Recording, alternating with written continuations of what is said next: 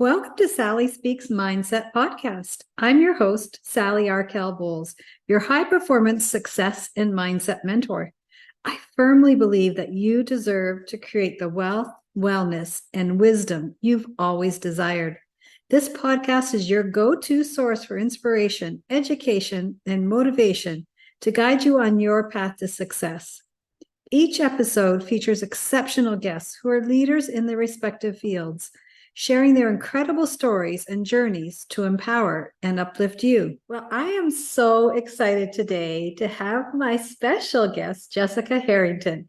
Now, she has received her master's in public health at Westchester University. She's the owner of Journey to Yourself, a speaker and stress management health educator. Through her career and education, she realized that we all have a common issue. Everyone at some point or another struggles with handling stress. Through her own life journey, Jessica has created Journey to Yourself. And today, the title of our talk is Drink the Coffee While It's Hot. And I just love that. So tell me a little bit about you and how you got into this journey of actually creating this beautiful business that you have. Oh my gosh, yes, of course. So first, thanks for having me on here. I'm super excited. My nutshell story is I started my career in the drug and alcohol field. So I was working with men reducing their sentence from jail, coming into the rehab. I did that for a couple of years, absolutely loved it, but eventually wanted to be on the prevention side of things. So I went back to school, got my master's of public health, and that's actually where I learned how to start your own program, become an entrepreneur, things like that. And so one day just decided to try it. And how are you enjoying it? I love it.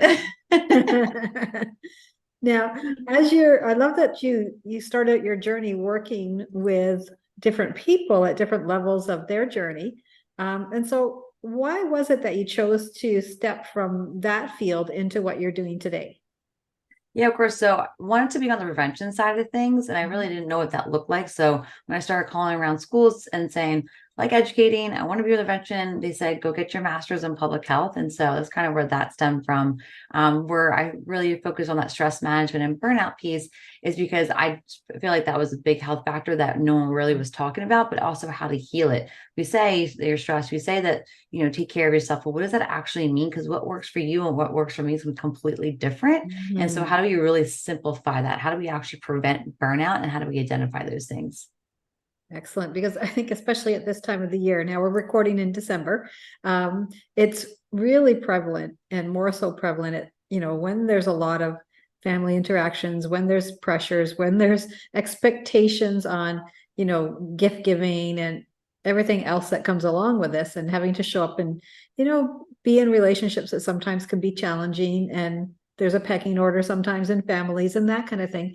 So tell me about how you would recommend people handle stress at this time of the year.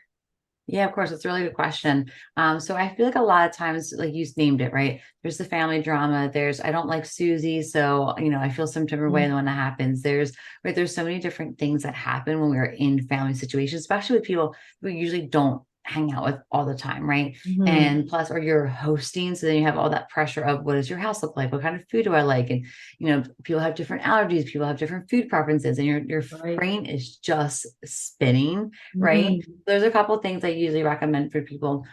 One is still making time for yourself, Yes. 1 to 5 minutes, and that's kind of where that saying "drink the coffee when it's hot" Mhm. comes from. Just making time for you, 1 to 5 minutes, because you set the standards for how others show up for you. So if you're saying, "I'm too busy to be with me for 5 minutes," you're telling everybody else that you're too busy, right? So how do Yeah. you start to make time for yourself and set those standards 1 to 5 minutes? And what happens when we said 1 to 5 minutes every day, because it's all about consistency, is we start to learn about ourselves. We start to make ourselves a priority. I start to see Mhm. and know what I want and need, right? So these things start to build from that. So Yes. just learning what that 1 to 5 minutes a day is a huge one. Mhm. And then also just realizing that not giving that other person that control, right? Yes. So for instance, if I know when Aunt Susie's in the room, she drives me crazy. She asks her questions. She asks when I'm going to get pregnant. She asks when I'm going to get married. She asks about my job. She asks, right? She says all these questions. I'm just like, leave me alone. Stop having questions. Right? I don't want to answer these, right? So realizing that me being in a bad mood, me getting frustrated, me shutting down, me getting angry is kind of giving her that power, right? I'm now giving her that control of, well, she makes me act this way. Mhm. No, that's on us, right? Easier said than done. I'm not saying any of these tips and tricks are like, well, why are we not doing it? And then the third one I like to recommend during the holiday season is especially family drama in the sense of staying out of the gossip. For example, um, you don't, if you hear someone talk about somebody, you don't want to join in. And you're like, oh yeah, well, you know what Aunt Susie does to me? And the biggest key with this one is that your body doesn't know the difference is if you're living the story or just telling the story. So, and Yes. we could talk about this, right? In the sense of you ever retell a story, maybe it's about traffic or about your boss, and you start to get Mhm. all hot and heavy again, right? Because you're putting Exactly. yourself through stress. That's on you, right? So Yeah. realizing the things that we can do. That's awesome. I find that there's a lot of stresses amongst family members because there's expectations, or like you said, maybe you're 30 and you're not married yet. Well, when are you going to get married? You're not going to have any time to have children. I did it when I was, and so those could be really taxing for a lot of people, right? And then there's also, the siblings that could be, ones, my family has 5 girls. Oh, There's a wow. pecking order, right? There is, because some of them were old enough to be looking after us like they were mothers at some time, right? And so there Yeah. is that pecking order. And so understanding that, but also one of the things I've always thought about was, is it the circumstance that's taking me off to get me that feeling? Because it's not affecting them the same way. But is it that circumstance? And how can I release that circumstance and say, oh, it's just their behavior, it's just how they act. I don't need to take that on. And I don't have to, like you're saying, engage in that conversation if I don't want to. But Yeah. there's a nice way of doing that. And oftentimes, I don't know if you've used this tactic, but I just say, well, that's interesting. And then I switch the subject, change the subject. Because when you acknowledge that, what they're saying is interesting, but you're not taking it on as yours to own that frustration or that anger or that fear, then you're able to switch it over to something else and say, oh my gosh, you won't believe what so and so did, at school the other day. They were in a school play. You can change it to whatever, right? But taking them and distracting them off to that other piece is a real powerful piece of taking back that control of your own, um, I guess, emotional behavior and reaction to that situation. Yeah. So I love that you're talking about this. Now, in our day to day, outside of the holidays, what are some of the ideas that you do, and who do you normally work with? Are you working with individuals? Are you working with organizations now? Yeah, of course. So for my normal day-to-day stress reliever boundary setting that I do, I'm really strict on my morning routine. And when I Mm, tell people about your morning routine, we hear a lot of the gurus saying, oh, it's like 2 hours. I get up at 5 o'clock in the morning and I meditate, things like that, which is great. And I'm not discrediting any of that, but realizing that that doesn't happen overnight. So again, mhm, just going back to that 1 to 5 minutes. So it's all about consistency over anything. So if you're starting that morning routine, it's it's waking up and having a glass of water. Okay, I do that for a couple months. Then it's waking up, having a glass of water and reading one page out of my book, and do that for a couple mm. months. And we forget that small consistency is what builds that habit. And some people might say, well, it's just one page. What's that going to get me? Well, if I never open the book, where's that going to get me? Right? Exactly. So but I think the biggest thing that we don't talk about is the night routine. Mhm. I'm really, really big on my night routine because I love my sleep. Yes. Good. Sleep is good. And I think it's really important. So again, like realizing that building the different routines throughout your day is really important. Mm, So who I work with individuals where I help them on that one-on-one basis in the sense of helping you build the habits, helping you build the hobbies, helping you set goals in the sense of helping you reduce your stress, but also prevent the burnout. mhm. And then I do the corporate work as well. So I do the educational workshops. I have a 6 month series program where I go into your office once a month for 6 months and provide educational workshops surrounding stress management and burnout Nice. prevention. Yeah, I like that it's over that 6 months because I'm assuming that you're giving them some strategies to implement during that month so that you A can come back hundred and check percent. in. You're already picking up. You already know how I work. This is great. Can you give us an example of one thing that you would give? Let's say it's your first time with them in that first month. What would be an exercise that you'd be giving them to sort of focus on that first Yeah, period? of course. So in my first workshop that I provide, my introduction workshop that I provide, I go over 5 habits to relieve your stress today. The first one is communication. So avoid the words always and never. So for example, you never listen to me. You're always too busy doing something else. You're never around. So avoiding those two words, it's going to help bring the defense down, right? Because I'm not attacking that person. Because what's going to happen is that we're going back and forth and we're avoiding that. We just wanted to talk about the dishes and I want help on Tuesday nights with the dishes, right? But what happens, we tend to avoid talking about the dishes ever. And because I don't want to get in a fight, right? Yeah. So avoid the words always and ever. If you catch yourself going through a fight, which happens because we're all humans, we all have these emotions and stress is life, ask yourself, am I in this to win or resolve? Okay. And what I mean by that, winning is, the name calling, it's pulling things up from the past, it's pulling things up from last Christmas, from last year, what you did, right? Okay. Yeah. That's the winning. And we usually don't feel good after the winning, right? Exactly. But the resolving is going back and thinking about the one thing that I want them to hear.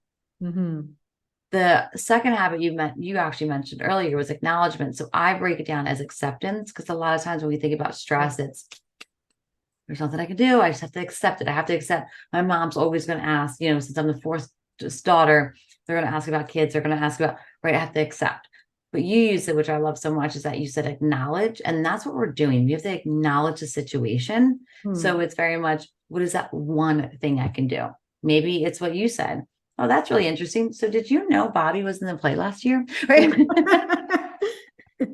It works well. Right. And then I have a couple other ones where we talk about your environment, who and what's in your environment. I talk about mindfulness. How do you practice mindfulness? So I really encourage, laughing at yourself. Yeah. How many times have you dropped your cell phone? How many times have the GPS says go left, you go right, laugh at yourself. And then the last one is a self-care, self-love. And that's that drinking that coffee while it's hot, building consistency. Okay. So now when you're in the corporate field, how does the self-love piece go over? Oh, they love it. Do they? They love it. They do because, and the only reason why I know, and it's not just like, they're like, oh, that's a really great idea. It's because after every survey, after every workshop, I have an accountability survey. So I have them choose it's a 2 to 3 question thing, what habit they're taking, what they're going to do with it, how they're going to implement it. And so they can hold themselves accountable for that. And when I meet with them next month, I can say, what did you do and why, right? Or why did it not work? Or why did it work? Have those conversations. Okay. And self-love is a huge one. Yeah, I can see that. And I think in the corporate environment, especially, or in organizations, we tend to give up that power of having our self-love and try to just please everybody else because we're wanting to be good in our job or want to be recognized. We want to be able to do all these things. We sort of give away a lot of our internal power, as well as the feeling that we're doing well and that we're okay within that. So I love that you're actually bringing that forward in the workplace, because I think that's definitely needed. I know, having been in corporate for a number of years, well, most of my career, it wasn't really ever mentioned. And so I like It's not, right? It's really not. And so it kind of, to your point too, how are we talking about it? And so to your point of, giving up that control and things like that, but it's also how you're talking to yourself, right? So when I send that email and I sent it to the wrong Susie, I sent it to Susie in accounting and not Susie in sales, right? And you're like, oh my God, Jess, you're so stupid. Why are you such an idiot? Or right, and you start to have that piece. That piece is on us. And how do we have that conversation? And how do we start to change that conversation? Yeah. Yeah, I actually had an instance with a coworker where he was the leader and sent the wrong person an email about the one that was going to be let go, and they both had the same first name. So that was a really big challenge within that dynamic, because someone found out they were being let go, but it was supposed to have gone to a different person that was, could orchestrate that. So those little things can be big issues. And so sometimes it's just taking a breath before you press that send and being able to get out of that stress level, especially when it's something that's critical like that. Yeah. But I think to your point too, when we're in that stress situation and I don't think anyone's really comfortable firing people, right? And so maybe I was like stressing myself out. So I'm like, I was going to get it over and done with. What happens when we're in that, let's just get it over and done with mindset? Kind of to your point, we're going to make those, technically it's a little mistake, but it's really not, because it became a big mistake, right? So it's not just from billing to accounting the wrong person, or sales, right? It's delivering the wrong message to somebody and what that kind of, can do for you, right? And so, like you said, how do I start to build that habit of breathing before I do something like that? Just sitting back and checking everything to make sure it's correct. Yes, yes. And I Okay. kind of say this too with, fire and like people that work in like urgency, like, firemen and, people on the ICU unit, things like that. You don't ever see them running. No. Right? They're not running through the stressful situation because they're trained, kind of like what you're saying, is to take that breath and walk through it slowly, because that's how you start to process things. Yeah. If you're in a corporate job and you're selling water coolers, or you're not a heart surgeon, and so if they're being taught to take a breath and breathe, work through it, we should be able to as well. Yes.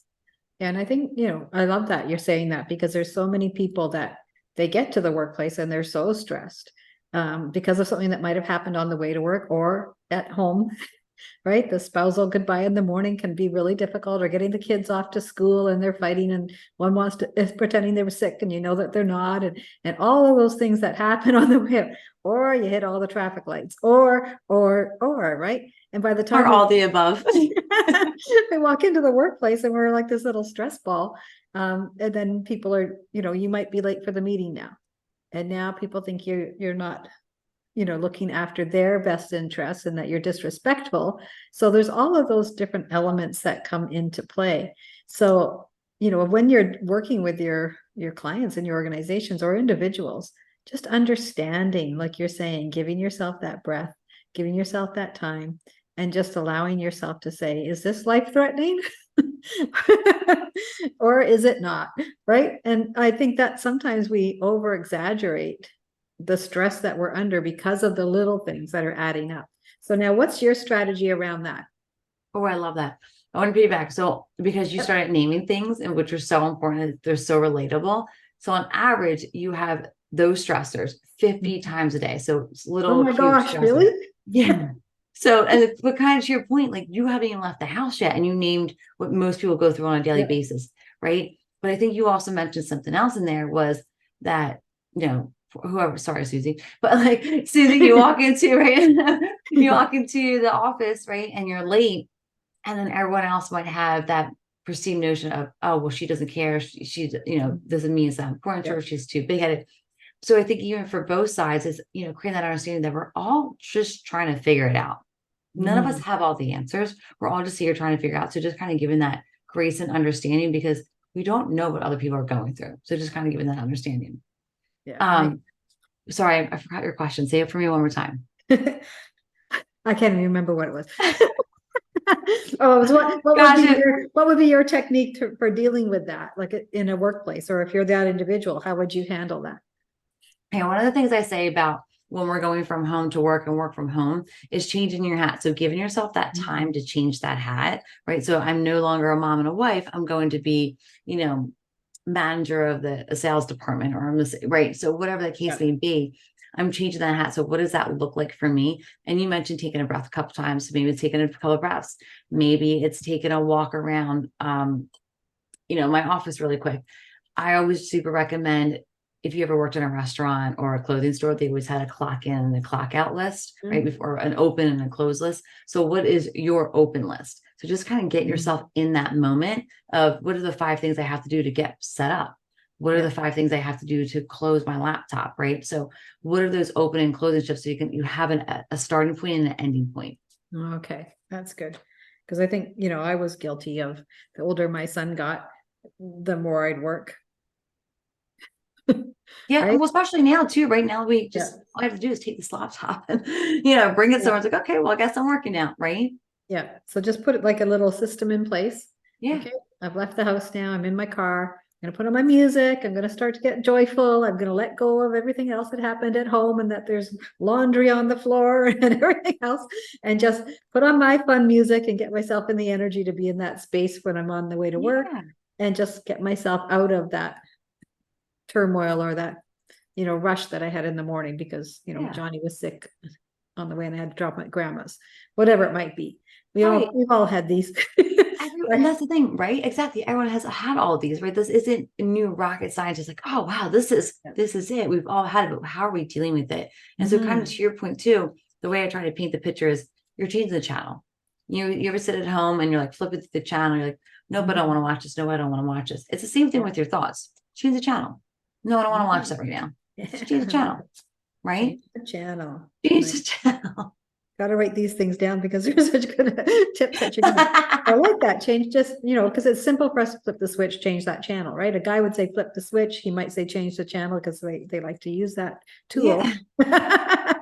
But I think that's an important thing. And, I remember way back in the day when my son was younger and I was in an executive position and my husband's friend was over. And when I came home, I completely put on my mom wife hat. Yeah. And he was like, I can't believe yet you're this big executive, but yet you're so normal when you're at home. This is his friend seeing this, right? Recognizing because he expected me to come in with a certain persona or a certain hat on, like you're saying, and Yeah. be that person when I was at home. But no, I was able to let that go and walk in and just be that normal person.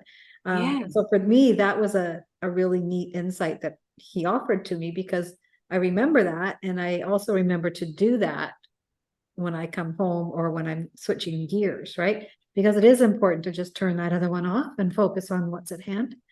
And Yeah. I've seen so many people struggle with that, where they come to work and all they're doing is thinking about all the issues that are at home or the children or whatever might be going on. And they hold on to it all day and they struggle, right? They struggle and it just causes more stress for them. So I love what you're saying about changing the channel and just simple things like that people can think about as they're on their way. You put a sticker in your car, change the Or channel, make it the change the music. channel. Right? Right. But Excellent. it's true. And kind of to your point, you're able to show up differently for your family Mhm. when you are not executive, because the executive job isn't to take care of your family. The executive job is to run a company. Yeah. It's two different kind of nurturing, right? You still need Mhm. to be nurtured at work. So I don't want to discredit Yep. that part, but it's a different kind of nurture, Different right? nurture. So Yeah. yeah, Yeah. that's so awesome that you were practicing that. I didn't even know I was practicing it, but I guess I was. My friend brought it up. So now, as we're talking a little bit about family dynamics, because I know there's a lot of things that are happening in relationships today, more so than ever. And I think it's because there's so much pressure, not only financially, but just the expectations, the family expectations within, the parents and everybody else or the siblings saying, you know, your financial status as an example, or the level of home you have, or the schools your children go to. There seems to be a lot of pressure on us today with that element. So what are you noticing and what are you using as far as helping people that are feeling under that pressure or that gun to have to almost try to live a lifestyle that they can't afford or don't Yeah, want I to? like that. So I think there's a couple of things. So for example, I think if you're thinking about family dynamics and they want, like you're kind of mentioned earlier with my mom wants me to be married, my mom wants to be kids, my mom, all those things, right? And even Mhm. maybe if I do have kids, maybe she's saying, oh, well, they should be going to this better school. And did you know that this sport is the sport that gets them into most Yeah. colleges and all those things, right? And so we tend to get really frustrated and feel overwhelmed. So my Mhm. first question for you is, what part of this is making you feel overwhelmed? Do you feel Mhm. not adequate enough to be a mom? Do you feel like you're less of a daughter? Do you feel, are those statements validating your self inner talk? So, for example, we kind of talked about like, I'm not smart enough, I'm not good enough, I'm not trying hard enough. Are those thoughts valid? Those comments validating those thoughts, basically? Are they proving those thoughts right? So, what is it Mhm. that's getting you triggered, first of all? And then it's also kind of going to the parent or the person that's saying this, saying, they should really do football. Football's the best sport to get them into, all the best colleges. And you're sort of going, I can't even get them to basketball practice and soccer, let alone try to get them to football practice. Your Yeah. brain's racing, right? And he really loves soccer. I don't want to take him out. But Mhm. are we communicating that? One, two, maybe trying to have that curious conversation of, why do you want them to go to XYZ college? Why do you think, and have an actual conversation with that person? And I call it just get curious, right? So just get curious on why they're saying those statements. Why are they saying I should be married? Why do they say, what are they so worried about? Because it's usually coming out of a place of love and concern, but the delivery is not that way. So how, so how are you I getting think that you nailed it right conversation? there. So how are you having that conversation? Because you get to set those standards of how you have those conversations, right? So Yes. maybe you tell moms like, I really, once that conversation goes, starts to happen, your conversations start to change after a while. Nothing's overnight, just like abs are not overnight, even though we try. It's the same thing with these habits with conversations, because we've all have our own voices. We all have our own standards. We all have our different upbringing. So if we start to have conversations, we can start to create understandings. Now, when we create understandings, it doesn't mean that they have to agree. That's not what that happens. Not like, oh my God, great. I never want him to join football then. That's not what the understanding is. Understanding is seeing each other's point of view, listening and hearing each other's point of view. That's where the understanding piece comes from. Yeah, I like that, because I think a lot of people think they have to surrender almost into whatever that other person wants. So Right. And no, I don't like pepperoni pizza, and that's okay. Right. So but we make it these bigger deals that, well, everyone else is getting it. Cool. And I'm not going to have it. Right. It doesn't, we make them bigger than they have to be sometimes. And kind of like you were saying earlier with that, is this a life threat? No. Like, exactly. I think that's awesome.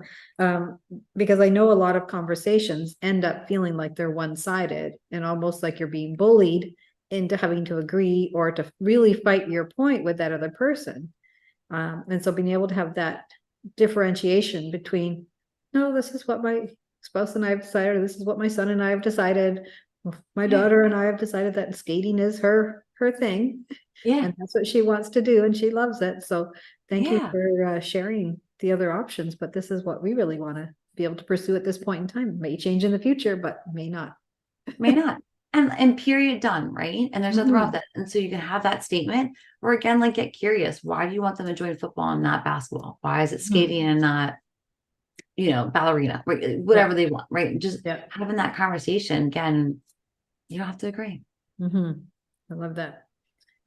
That's powerful for a lot of people, though, because we are people pleasers, a lot of people, right? There's a lot of people pleasers out there. And yet, as we're pleasing everybody else, we're digging deeper and deeper and deeper ourselves, right? And that self-love is diminishing. So I appreciate that you're sharing that element of it. So now tell me about how we manage our self-love during the holidays. Oh yeah. So going back to, making time for you. So I know it's a little crazy. And before we got on, you said like, oh, the Christmas parties are coming and everything. There's Friendsgiving, there's ugly sweater. There's so many different things, right? So going back to you and realizing, one, you don't have to go to everything. We don't, and you don't have to have a reason. I don't want to go. And guess what? That's okay. Right. And then kind of realizing that too, is that being understanding of where you are. So going back to that 1 to 5 minutes a day, for me to know what I need and want, if I'm even able to go somewhere, it's by spending time with me. So by creating that awareness. So there's a couple of things, right? It's creating the awareness to spend the first 1 to 5 minutes with yourself once a day. It's being able to say no. It's real focusing on that one habit. Maybe life is really busy, and I get that. It's in the year for quarters. So then maybe you have to do a lot of extra work at work. Then it's busy at home. So maybe just focusing on 1 or 2 habits. So maybe when it's slow, I read, I journal, I meditate, I work out, but I can't do all of that now. So what's my basic? What's my foundation? So when I first started creating habits, I had a foundation. It was just 1 page a day. It was just 1 glass of water. It was just, one sensitive journaling. So it's okay to go back to your foundation, right? So realizing what your foundation was. So maybe it's a 20-minute workout instead of 45 minutes, because that's what you used to start on. There's nothing wrong with that. Remember, it's all about that consistency. So how are you showing up consistency, but how does that work for you? What does that foundation of showing up for you look like? Yeah, I like that, because I'm hearing a number of different things in there. And the one thing I've heard throughout the whole thing is keep your 1 to 5 minutes per day. Even if it's 1 minute where you just read 1 page of a book, right? I set something for myself earlier in the year. I was going to read 5 pages a day, because I was recognizing I'd start a book and I'd never finish. So I'm like, no, I'm going to commit to 5 pages a day. And 5 pages a day takes nothing, but it certainly gets you further ahead in understanding that, all these books you have on the shelf that are getting dusty and haven't been opened can start to be valuable. So I like Yeah. that. I'm also, I'm in a study club in the morning, every morning at 6 a.m. That forces me to get started, right? And we Yeah. all study and share ideas. So there's little habits like that I've got, but I've also got a number of other ones that I do. But that consistency adds up over time, For right? sure. And I love that. So even if it's a minute, 2 minute, 3 minute, 4 minutes, 5 minutes, it's doing something for you first in your day. And I think that's the biggest piece of what I'm hearing from a self-love perspective is put yourself first to make sure you're in the right state of mind and you're grounded and you're doing something for you. Give yourself that gift every day. Every day. Because it truly is a gift. Whether you're meditating, whether you're doing yoga, whatever it is that floats your boat, you make sure you're doing that first thing because you are the only one that's in control of you at the end of the day. And so I really, love that you're talking about this throughout the whole thing is that 1 to 5 minutes because people think, oh, I've got to meditate and that's going to take me half an hour. And now how am I supposed to get the kids' lunches ready? And then I've got to, and it's like, well, I'm not going to do anything. So that 1 to 5 minutes, I think is a golden what you're talking about. So thank you for sharing that. Yeah, of And then the course. other things that I'm hearing are really about owning that voice of yours. And it's okay to say no and not have a reason why. We all feel we have to validate. Oh, stop it. Stop it.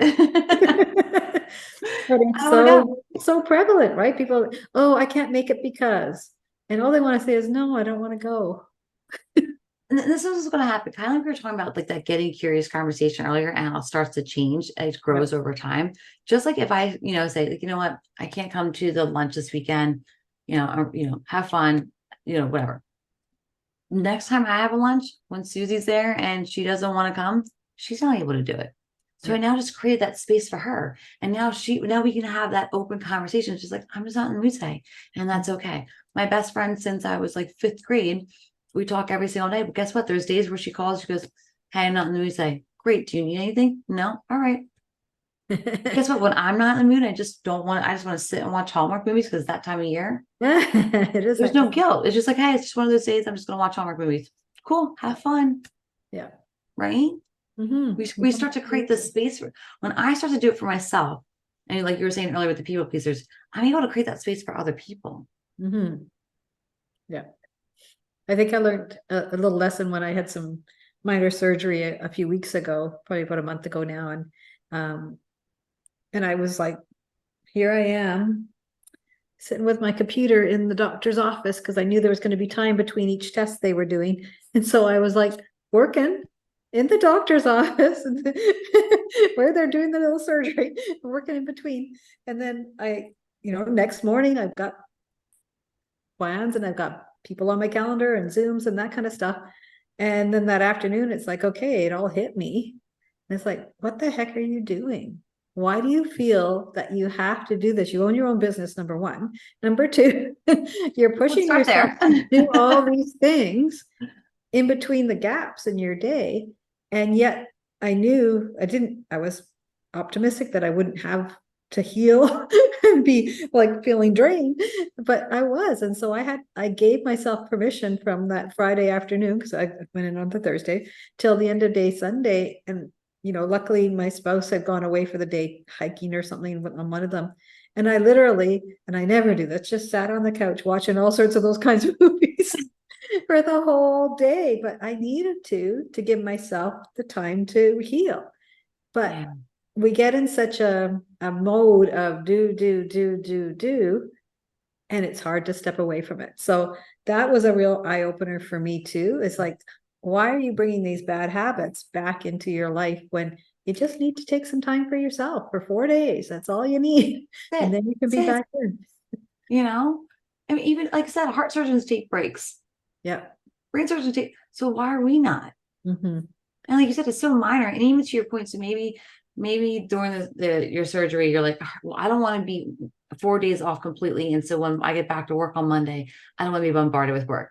Okay, Mm-hmm. so maybe I bring one thing to work on. So maybe it's not the whole entire laptop, but Yeah. maybe it's just like, okay, I'm only going to work on this one part of the project. so that you can Mhm. still break it down. Because I think sometimes when we're just like clean sweeping, "Oh, I'm just not going to do anything." We're like, "Oh, what? Wait, I can't just not do anything." So I can't just make it smaller though. Yeah. So maybe it's just I'm going to do this piece, and maybe I'm only going to do emails, and maybe I'm only going to right. But again, going back to yourself, you set that. You say yes or Mhm. no. You set those boundaries. Mhm.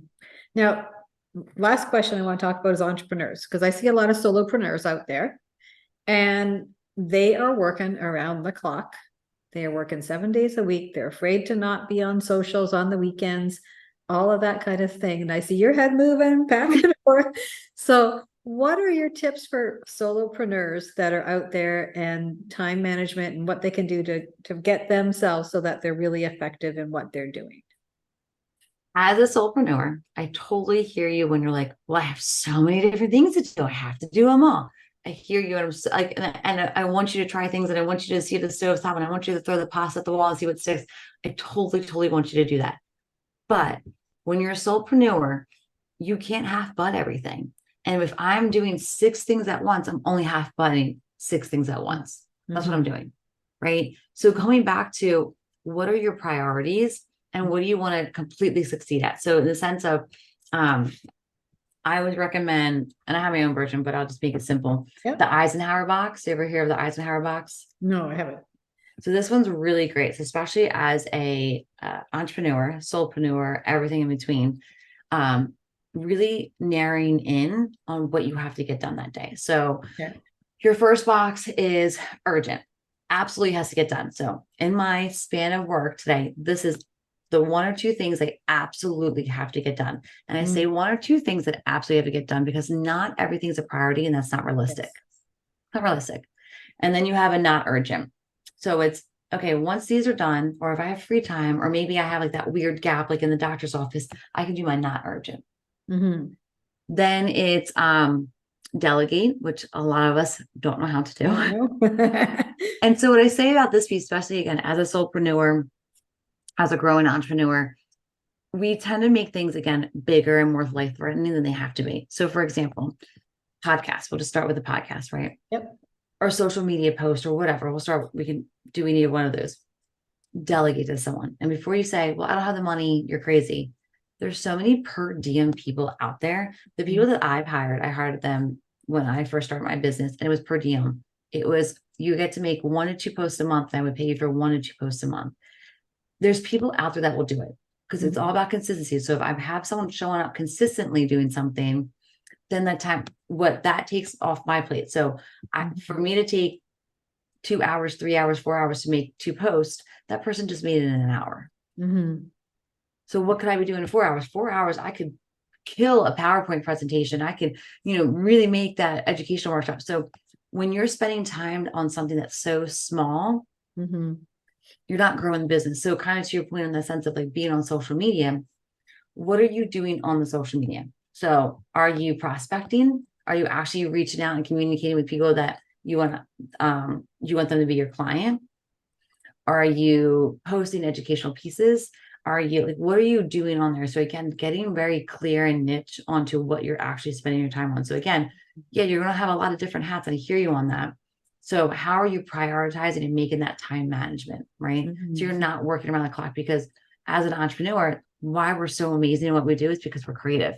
So Yes. when you're not giving yourself that creative time to be creative, what are you doing? Mhm. You're just being corporate now. And that's boring. And then we're not corporate. Then we So don't feel like we escaped. Absolutely. That's really powerful because I've recognized that with a lot of solopreneurs is that they feel like they have to be present 7 days a week. And sometimes if you go away, like I certain weeks I'm like, okay, I just don't have time to be active on this the way that I normally am. So and then people are like, are you okay? Are you okay? Haven't seen you. It's like, good. People should miss me yeah, who because doesn't like I'm being missed? curious, right? And they Yeah. start reaching out. So what are the benefits of that? Right. So I think sometimes, you just have to be able to weigh the pros and cons, like you said, to delegate some different things that are easier tasks for someone else to do, and are very cost effective for the most part. They usually are, Yeah, and there's allows you people out there that that will do it. Yeah. freedom. Like the amount of time it takes me to do something versus somebody else that does that every single day over and over. So time saving, right? It just hurts my brain making some posts. I'm like, wait, what do you have to do? I know it's hard to do because we're control freaks, especially when it's our business, right? But at the end of the day, well, I think of it this way too. I mean, when I was in corporate, I didn't have to worry about marketing. A marketing team. I didn't have to worry about administrators. I had administrators. I didn't have to worry if I needed something printed, send it over and they'd get it done. Right. Yeah. Here's my PowerPoint. Can you make sure that it's in the right place at the right time and that kind of thing? So there's all those different things that we already learned how to delegate, but we tend to take off that hat and walk into our businesses like, oh, now I've got to do all of these. I got to be finance too. Oh my gosh. Yeah. You have all these different and sales and right. And yeah, exactly. So even to that point too, like if there's something that can be taken off, take it off. Right. And I'm saying take it off, I mean delegate it, right? But also in the sense of like, as an entrepreneur, you get super creative. You're like, oh, well, I want to do this and I'm going to do this and I'm going to do this. Succeed at one, succeed at another. I'm not telling you not to do your other creative ideas, but succeed at one and then succeed in the next. Again, building that consistency and foundation. So you at least have that foundation of a business. So when you get more creative and have different ideas, you already have the flow of the business going. So you can start to build on it, right? And this is for everybody. Instagram started as just for wine. Like they were just focused on wine people, right? Amazon was focused on what? Books in the beginning. Now look at them, right? And so we start to get super excited. We want to get growing. But again, you can't have abs overnight. It doesn't work that way. You got to start with the small consistency first. I wish. Can I just put it in order and have it delivered? Is that on Amazon? But even like the last piece to it too, it's like there's so many different hats, there's so many different moving pieces. And if it was easy, if everybody could do it, then everybody would do it. Yeah. Right. And that's what makes what we do so cool. Yeah. I love it too. So that's awesome. Well, this has been just a joy because there's been so many tips. I think I'm going to move your podcast ahead so it falls before the holidays. I'm going to move someone out a bit because this is really important for everybody to hear, because I know at this time of the year, it's really stressful for so many people. I did a newsletter on it on the 2 weeks ago as well, or maybe this week. But it really does create a lot of stress for people, and it does create a lot of anxiety. And to know that you have tools that you can actually access at a moment's notice, and that you can, have the practices like that 1 to 5 minutes a day, and you can utilize that as many times during the day as you need. Right. So it doesn't take long as you're walking to the bathroom at work, or, you're an entrepreneur and you're in between hopping off a Zoom and onto something else, taking a minute of time just to breathe, just to relax, to get yourself in a different zone, and then off you go. So lots of great practices around self-love, about how to manage through so many different things in the workplace as well as at home. I love changing the channels. I think that's a great thing to remember. And that 1 page a book a day. You're just listen, just read, listen to a podcast on your way to work, something that's going to empower you to be able to have a great day. And if it's a comedian that you want to listen to, go for it. Who cares? Do what makes you happy. Thank you. Yes. Take the stress and pressure away. And entrepreneurs, there is an opportunity for you to do the same thing. So thank you so much today, Jessica. It's been an absolute pleasure to have you on the podcast, and all the best as the new year unravels for you, and the new 2024 is coming so fast. Wow. So fast. Thank you so much for having me on here. I really loved it. Thank you. Oh, my pleasure. Thank you for tuning in to Sally Speaks Mindset podcast. We hope this episode has inspired and empowered you on your quest for success and personal growth. If you're ready to take your success journey to new heights, connect with me, Sally Arkell-Bowles, your high-performance success and mindset mentor. Whether you're an executive, entrepreneur, or part of a dynamic team, I'm here to help you navigate challenges, supercharge your mindset, and drive exceptional results. Together, we'll embrace a transformative approach, breaking through limitations and opening doors to uncharted territory. No matter your industry or profession, my mission is to empower you to excel. From leadership development and sales excellence to personal empowerment, we'll tailor a journey that aligns with your unique goals. Connect with me and start your transformational journey today. Let's collaborate on unleashing your full potential and creating a future filled with success and growth. Don't forget to follow, like, comment, and share to spread empowerment. You can find more about me and connect with me through the links provided in the show notes. Thank you for being part of the Sally Speaks Mindset podcast community. Stay empowered, stay motivated, and keep working towards the success you deserve.